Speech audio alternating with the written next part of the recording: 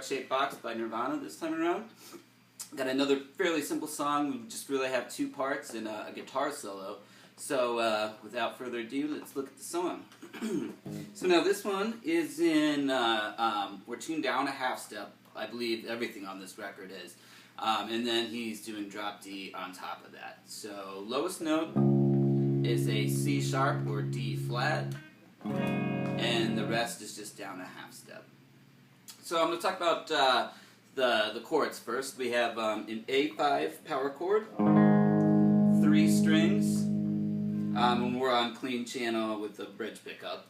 And then the next chord is F5, so that's a 3-string power chord. And I usually like to play this A5 with the first finger, then F5 with the second finger, since they're 2 frets apart. So our third chord is D5.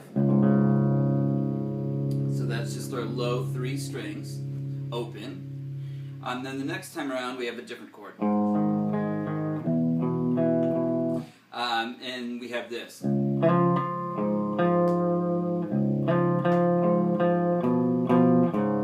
we'll look at that in a little bit more detail in a second. Let's look at the picking pattern for the A5 chord. So we have eighth notes here. So that's what's played over that chord. 5, 4, 3, 4 in eighth notes. 5, 4, 3, 4. And now we're going to do the same picking pattern on the excuse me, the F5 chord. So this time it's 6, 5, 4, 5.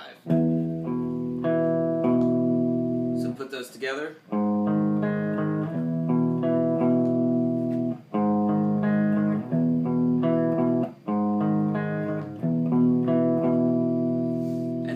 We have this rhythm, 6, 5, 4, 5, 4, 5, 6, 5, 4, 5, 4, 5. So I'll just loop that measure over and over so you can get the rhythm.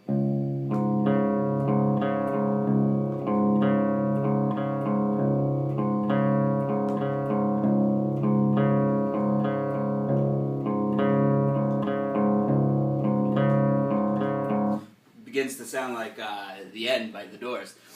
So anyway, that much we have.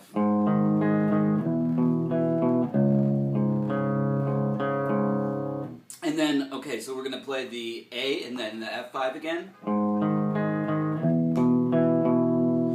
Okay, then we're going to play the low D. And then we have a slide into the 4th fret.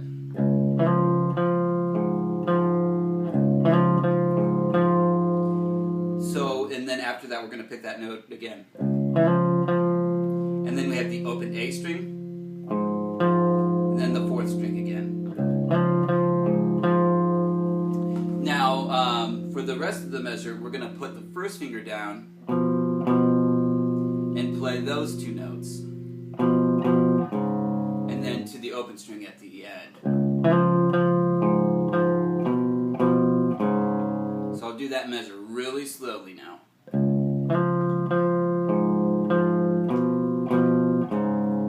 And again.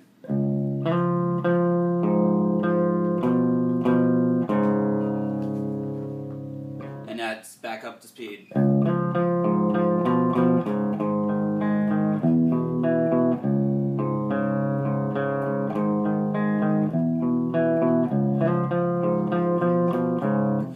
Now the last time the riff plays through, that last measure is played overdriven, so you get something like this.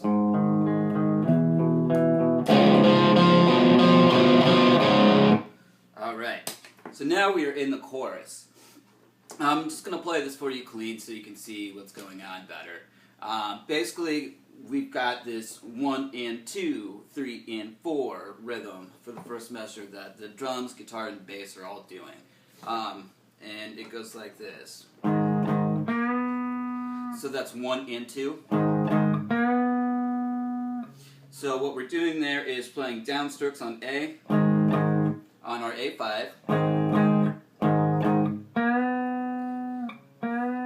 And then we're going to bend our 3rd string at the 4th fret up a half step. So don't. It's really easy to bend that too far. Okay, now we're gonna do the similar thing with the F5 power chord. So 2 downstrokes on that, and then the bend again. So.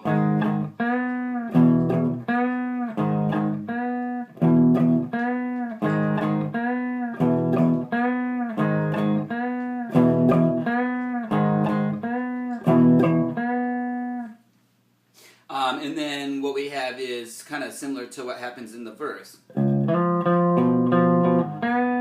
But we have a bend on beat 4. Like that. So let's put it together.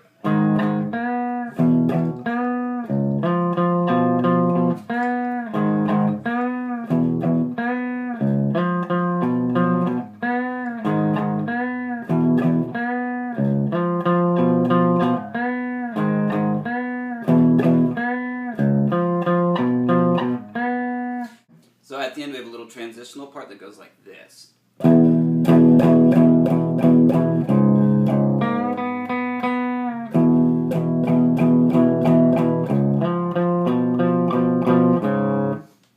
So to break that down, we have just the F5 power chord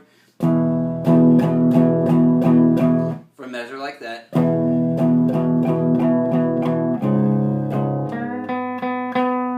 Now the next chord we have this, or sorry, the next measure, 1, 2, 3, and 4, and.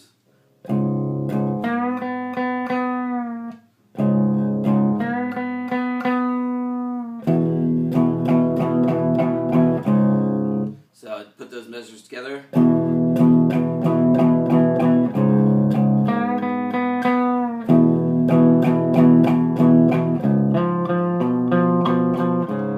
So that's the whole song. It's a fairly simple song, but really, really catchy, and got some great melodies and lyrics. So that's kind of the Kurt Cobain thing. Now, what we have left, other than that, is just the guitar solo, and I'll play that for you real quick. That sounds like this.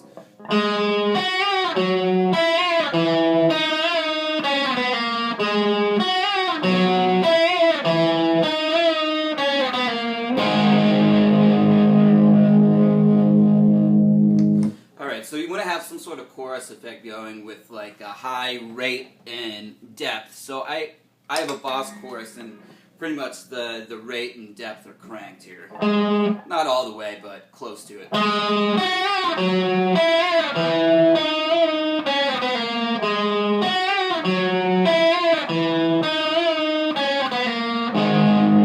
So that's how he's getting that tone. I believe he used the Electro-Harmonix polychorus for all of this stuff on, Nevermind and Utero, and I can't remember if there's any of this on Incesticide or Bleach. But anyway, so that's what's going on with the tone. So to break this down, what we're going to do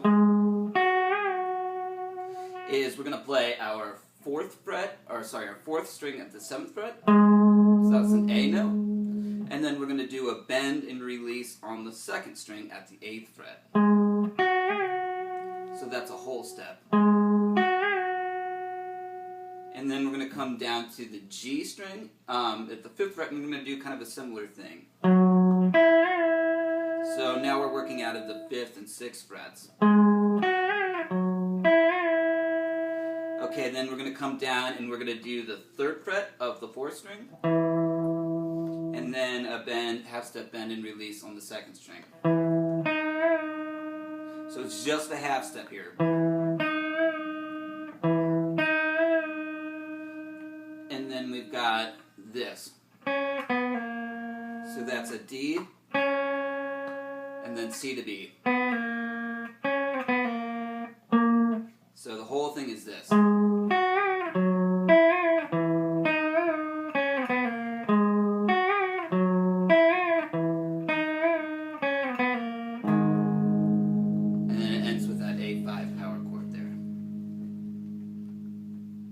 Alright, so that'll do it for Nirvana's Heart-Shaped Box. Thanks for tuning in. Got plenty more songs coming, probably more Nirvana since I'm a big fan. And that'll do it, so I'll see you around. Thanks for watching.